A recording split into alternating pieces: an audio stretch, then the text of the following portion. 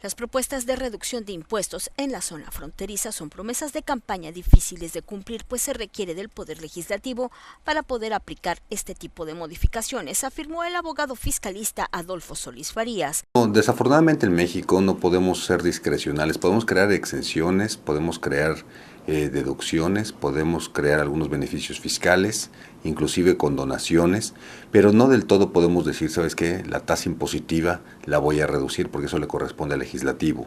La propuesta que hace uno de los candidatos en el sentido de que va a homologar la tasa a Estados Unidos con o California o dependiendo de la región donde esté, puede sonar muy atractivo y es atractiva.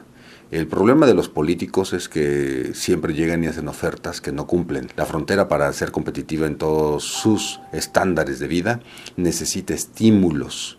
El problema, como dije, no es tratar de reducirlos o crearlos, porque eso sí se requiere, sí se necesita, sí se debe de estimular la frontera. Luego de que uno de los aspirantes a la presidencia de la República ofreciera en Tijuana reducir el IVA y el ICR a la mitad e incrementar los sueldos al doble de lo que ya se paga, el fiscalista destacó que aunque la propuesta suena atractiva, lo que esta zona fronteriza requiere son una serie de estímulos fiscales que la hagan más competitiva. La frontera tiene una característica que se llama motilidad económica. La motilidad económica lo que hace es que el circulante tiene una velocidad de mano a mano mucho más rápida que lo que ocurre en el centro del país.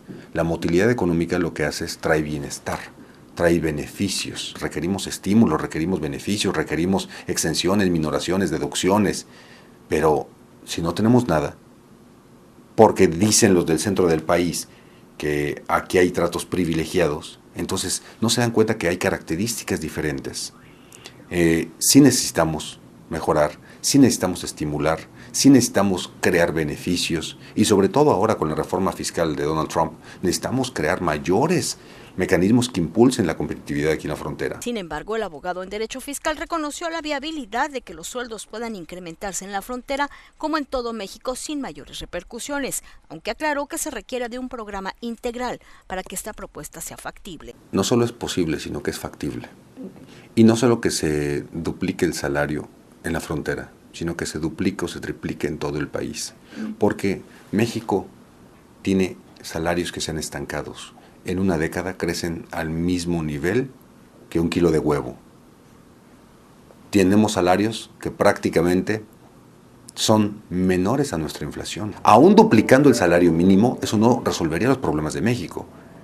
Nosotros, para poder mejorar, tenemos que cambiar nuestro sistema desindexando el salario mínimo, logrando premiar al que sea productivo, pero en particular necesitamos elevar nuestro ingreso per cápita. Por eso Canadá y Estados Unidos están en contra de México en el Tratado de Libre Comercio. Están en contra porque dicen, ¿cómo yo pago 20 veces arriba de tu jornal?